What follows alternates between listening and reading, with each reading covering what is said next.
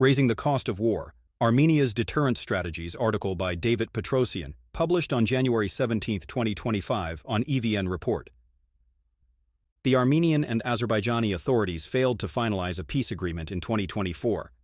On December 18, 2024, prior to his more recent maximalist conditions, which included setting limitations on Armenia's military capabilities, Azerbaijani President Ilham Aliyev, in an interview with Dmitry Kiselev of Russia Today, highlighted two unresolved points in the agreement.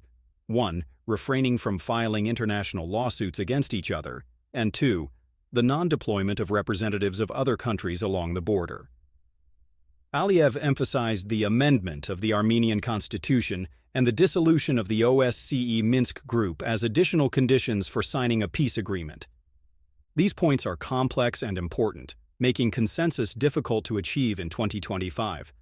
A thorough analysis of each element is crucial to understand their short and long-term implications for Armenia, particularly if a peace agreement incorporates some iteration of Azerbaijan's demands. Azerbaijan continues to maintain and amplify these contentious issues, deliberately keeping bilateral relations unresolved and the future uncertain. This strategy allows Azerbaijan to escalate border tensions whenever advantageous. The critical question remains: how can Armenia prevent another escalation while protecting its strategic interests? While social sciences often deal with uncertainty, we can still consider reasonable policy recommendations by utilizing international relations theories and concepts. As Stephen Van Evera outlined, policy prescriptions need theoretical foundations as they offer forecasts based on established patterns in the international order, patterns that demonstrate the applicability of specific theories. This analysis will use Kenneth Waltz's neo-realist paradigm as its framework, examining concepts like internal and external balancing, causes of war, the security dilemma, offensive realism, and preventive war. In this article, I argue that Armenia, guided by the Waltzian imperative to take care of yourself, must strengthen both its internal and external balancing mechanisms to deter Azerbaijan. Given the significant disparities in military spending and alliance capabilities, Armenia should prioritize quality over quantity in its defense strategy. To deter Azerbaijan, Armenia needs to raise the potential costs of renewed conflict. I also highlight the risks of signing a peace agreement without enforcement mechanisms. Additionally, I examine how the Azerbaijani president frames his policies within the security dilemma framework, and propose strategies for Armenia to counter this narrative by emphasizing the defensive nature of its military preparations. Finally, I argue how Aliyev's rhetoric seeks to legitimize a potential preventive war against Armenia, while Azerbaijan's post-war actions reflect offensive realism principles. According to Waltz, the international system is anarchic due to the absence of a central authority, a condition where self-help becomes the primary means for states to ensure survival. Waltz sees the balance of power as the main mechanism through which states ensure their security. He distinguishes between two types of balancing: internal balancing, where states build up in their own capabilities, and external balancing, where they form alliances. In such a system, as Waltz emphasizes, the imperative is to take care of yourself. The early 2020s reveal a troubling state of international affairs. Great power competition has intensified, regional conflicts have escalated, and international organizations struggle to bring conflicting parties together. This situation highlights the anarchic nature of international relations and the need for self-reliance. Small states like Armenia are especially vulnerable during such power shifts and must develop appropriate strategies to navigate these changes with minimal loss. Internal and external balancing: Armenia's strategy to deter Azerbaijan. In international relations, the realist school of thought holds that states ensure their security primarily through power maximization within the balance of power doctrine. To prevent future conflict, Armenia must work consistently to narrow the power gap with Azerbaijan. That is, it must address the asymmetry in relative power. This requires focusing on both internal and external balancing mechanisms. Internal balancing involves strengthening economic and military capabilities, while external balancing means developing and bolstering alliances with partners. Armenia's military strengthening must address both quantity and quality, from updating its military doctrine to improving border fortifications. One metric that can be utilized to measure progress is to compare Armenia's military spending against Azerbaijan's. Figure 1. Military spending trends of Armenia and Azerbaijan, 2020-2025. Although Armenia's military spending doubled between 2021 and 2023 and is expected to triple by 2025, Azerbaijan's military expenditures remain significantly higher. While both countries allocate 4 to 5% of their GDP to defense, Azerbaijan's spending was 3.5 times higher in 2020, 4.4 times higher in 2021, 3.8 times higher in 2022, and 2.7 times higher in 2023. For 2024 and 2025, projections show Azerbaijan's spending will continue to be 2.7 to 2.9 times higher in 2024 and 2025. This significant gap highlights Armenia's need for efficient resource allocation and strategic partnerships. Regarding external security arrangements, the Russia-led Collective Security Treaty Organization, CSTO, remains the only military alliance which Armenia is still formally a member of. However, relations between Armenia and the coalition have deteriorated to an unprecedented degree, with Prime Minister Nikol Pashinyan declaring Armenia's frozen membership, significantly weakening the CSTO's role in Armenia's security. The CSTO's refusal to recognize Armenia's border with Azerbaijan and to meet its minimal treaty obligations have further compromised Armenia's security environment. Similarly, the 1997 Agreement on Friendship, Cooperation, and Mutual Assistance with the Russian Federation has proven ineffective, as Russia maintained neutrality during Azerbaijan's aggression and abdicated its responsibilities within the said treaty. Armenia has been rapidly diversifying its military cooperation, particularly with France, the US, India, and a growing number of European countries. Military collaboration with France, including arms procurement, culminated in the signing of the Armenia-France Defense Cooperation Program for 2025.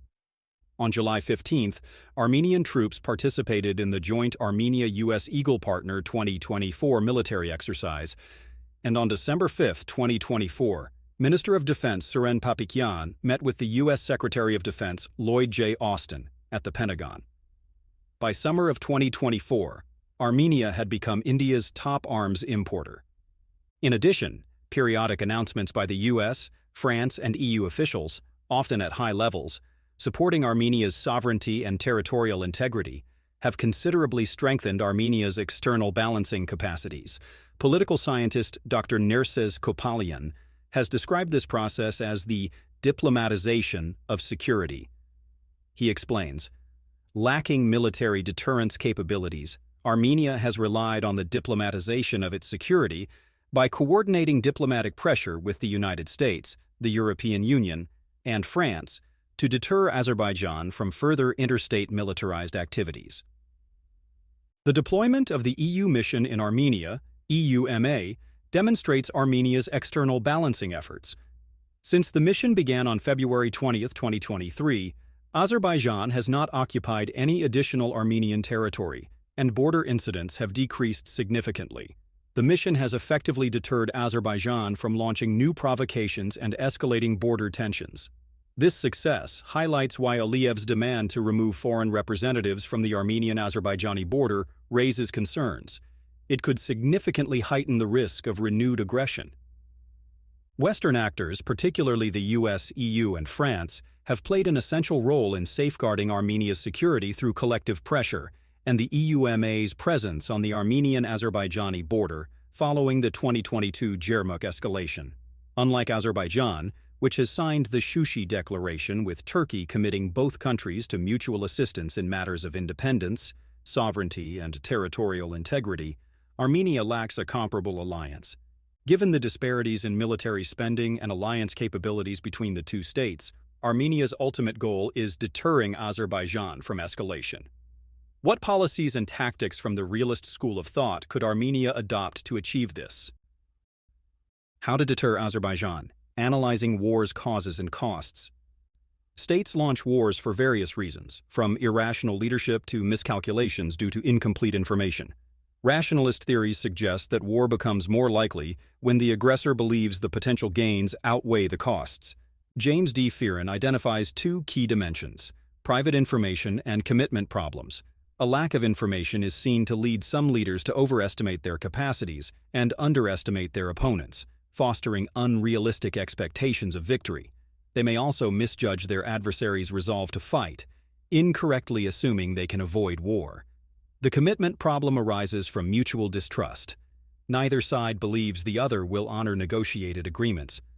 Aliyev's behavior demonstrates Firan's insight that parties often exaggerate their willingness or capacity to fight, either to deter challenges or gain concessions. Building on these theoretical insights, Armenia's grand strategy requires a multi-layered approach to address existing risks effectively.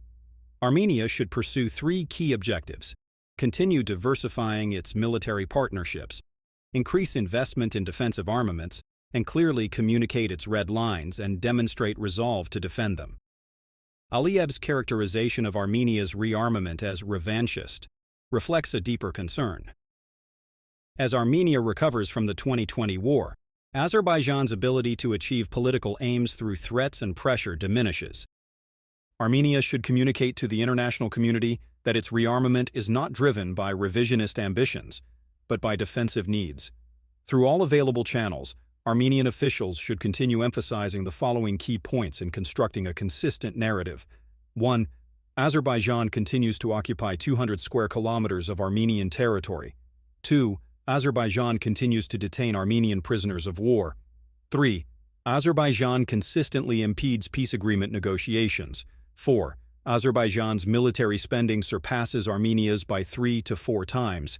And 5. Azerbaijani President Ilham Aliyev repeatedly threatens Armenia with renewed conflict if his demands are not met in full. Armenian leaders should maintain a balanced tone that is neither appeasing nor confrontational. To address the commitment problems, the Armenian side should ensure the peace agreement includes sufficient guarantee mechanisms that will compel Azerbaijan to honor the provisions of the treaty.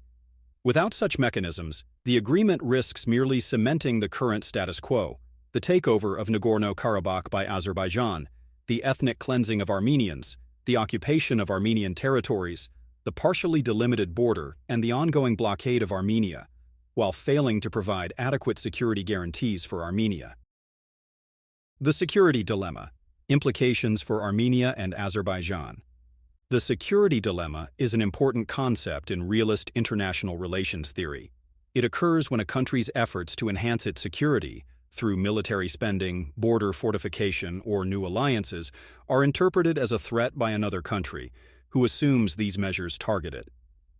The Azerbaijani president and his advisors frequently invoke the security dilemma framework to contextualize their policies within established international relations discourse. In the interview with Dmitry Kiselev, Aliyev expressed alarm over Armenia's military buildup as justification for Azerbaijan's response, increasing its 2025 military budget to an unprecedented $5 billion. One of the main consequences of the security dilemma is the inevitability of an arms race, a point Aliyev addressed in his interview. While this topic warrants separate analysis, Armenia must clearly adopt a well-defined defense strategy that accounts for both states' economic and demographic capacities. Rather than attempting to match or surpass Azerbaijan in an arms race, Armenia should focus on making any new escalation costly for Azerbaijan through prioritizing quality over quantity in its security capabilities. Azerbaijan's offensive strategy: building a case for preventive war. A key concept related to the security dilemma is preventive war. States may launch such wars to avoid facing the same enemy that could become stronger in the future. When one state perceives another's military growth as a threat, it might decide to strike first, believing that the costs of war would be lower now than later.